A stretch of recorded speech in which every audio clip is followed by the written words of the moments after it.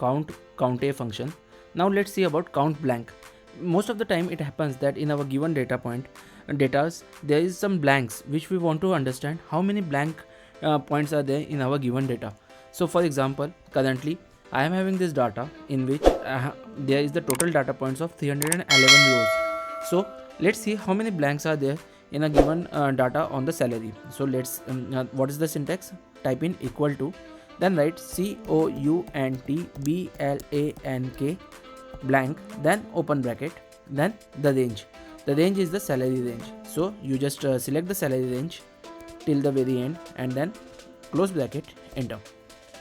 You will find there are 3 data points which are blank. That is all we have found in our last video also about count. That on the count there was 308 and in COUNTBLANK there is 3 values which are missing. So total 311 data points are there in this given data set. This is how the COUNTBLANK function is used. COUNTBLANK function is very important function to find the gaps in our given data points. So use it judiciously. You will find it very much useful. See you into the next video. Thank you.